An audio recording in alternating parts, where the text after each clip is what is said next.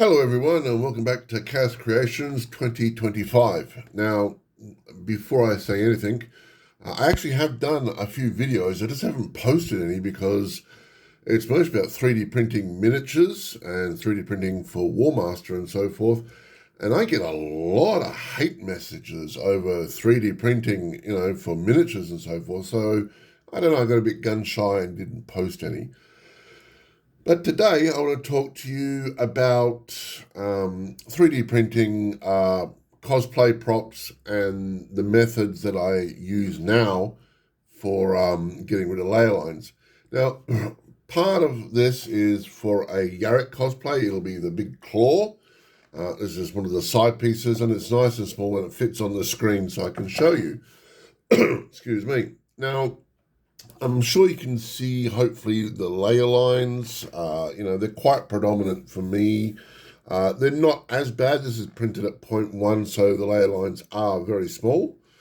But still, if you want to get rid of them, if I want to make this look like hard metal, then I have to make some choices. Now, I want to talk to you about those choices because I've had some questions asked upon me. Now, I've been doing cosplay props well over 10 years. And 3D printing is beautiful, but it has some hazards as well. Now, what I would normally do is this. And this is spac filler for those in Australia. For those in other places, I think you call it Bondo or something as well. So basically, this stuff is plaster Paris in a sort of semi-liquid state. And then what I do is I just get a little bit of water and then put it on the tip of my finger and then just rub it over here and so forth. And it just gets between the layer lines. And now I'll just give this a bit of sanding with some 800 grit or some 1200 grit and it'll be cherry smooth. Now, that's all well and good, but if you're doing huge pieces, and trust me, the claw is absolutely massive, doing that, the dust would be insane. It would be all over the place. Now, if I was back in my old place or my old shop, this would not be a problem. But now I'm in a very tiny place. I can't do that. I did have an option to use varnish, like floor varnish. Now, this stuff is no sanding required whatsoever. So what you do is you pop it down, and I'm just using this for an example. You just quite far back, excuse me, give it a gentle spray. Very, very light spray, nothing heavy, and it just gets into all the grooves. Then you wait about 12 hours-ish, and you repeat the process, and then you feel it. And if you don't get that sort of sound, you're fine. And because you do it so gently and so forth, there's no running, there's no gooey bits and so forth. It's just all on there, nice and beautiful. To be honest with you, if I was doing this piece in particular, I would lay it down like that so it just slowly gets onto the grooves. And that way, if there is any running, it doesn't go anywhere. But unfortunately, the place I'm in now, I can't do that. And the reason why is because the floor varnish works exceedingly well, but it has a smell. And this smell takes easily, 48 hours, if not longer, to go away. Now, stupidly, when I first started testing out the floor varnish, I would wait, about a day or so, bring it back inside, and the smell would get through the house. And I ended up with some real corker over migraines, real bad ones. So I can't do that in the house I'm in. And it sucks because it's, no sanding, which is great for my wrists. That's why with the claw, I've done only 3 pieces with the putty here because it's just going to be nice and simple, nice, sturdy, straight lines.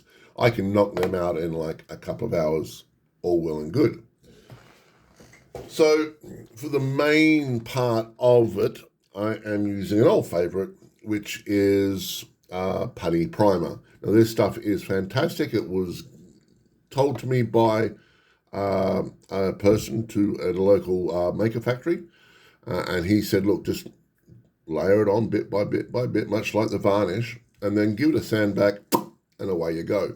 Now, with this stuff, I am not going to give it a sand back for the most part, maybe a few little odds and ends, but I want to be able to make this, it's called look rough. Like, it's supposed to be an orc claw originally, so it's supposed to look pretty, gnarly. So what I'll do is I'll just paint silver on the claws, paint the main body red, put on a black wash, and if it's got some little streaky bits and so forth where the putty primer maybe has, dripped down a little bit, more the better. It makes it look worn, it makes it look icky. It's an orc claw whacked onto a human body. It's not supposed to be neat and tidy. These are orcs. I was tempted to put checkers on it, but the yarrick claw is basically just red and silver and dirty. So that's all I'm going to do. Now, with this stuff, if you want to, you can sand and you will get a beautiful cherry smooth finish. So I would spray this on once and then again, and then maybe a third time, depending on how I'm doing. I would let it dry over 12 hours. 24 hours is even better. And the main reason for that is this stuff dries on the outside very quickly. But the first layer that you put on, and if you put over 3 layers and so forth, that first layer takes a while to dry. Now, if you're in the middle of the Australian summer, that'll take like 15, 20 minutes. But for most people in most parts of the world, it takes a while to dry. So, I've sanded things sometimes, and all of a sudden it goes pluggy and like oatmeal. I'm like, what the hell's going on? Because I didn't let the inside stuff dry completely. So I've learnt my lesson. Even now, I've taken one piece outside and it's just being sprayed down now. And it will get a second coat, and then it will go into the garage, because it does have a pong as well. And it will stay there for 24 hours, maybe a bit longer, and then I'll take it all out, and then I'll start painting it. The claw bits I will sand down and then maybe give it a dose of this, but I don't think it needs it personally. So, this should be ready for Oz Comic Con. I do have a jacket. I have the commissar hat right here. I need to put a skull on it and some, I think called L'Oreals on either side. And then I will start working on a cyber eye, and away we go. So you might see sometime, I think April, May, we have our first con here in Australia. So you might see some videos of me with a big claw and this. I do have a las pistol as well. I was thinking chainsword as well, but look, the claw itself is, I've made it reasonably lightweight. So, my first prototype, it was heavy. And I spoke to the person that made these files, and I just said, dude, look, I've got to be a professional bodybuilder to wander around for 12 hours at a con with this. I made some suggestions and just said, look, infill like at 5% and 4-layer walls and so forth, because you'll want to wander around with this massive claw on your hand for 12 hours. You don't want to be after 10 minutes going, oh, my hand. So, yeah, I've made it a lot lighter. And because it's a lot lighter, I have to be a bit more careful with it. I'm not saying it's going to snap at like a twig, but, if I drop it, there's a good chance parts are going to dent or break. All of this is held in with plastic screws as well, bolts, sorry. The person that made these things, I'll put a link in the bio for you as well.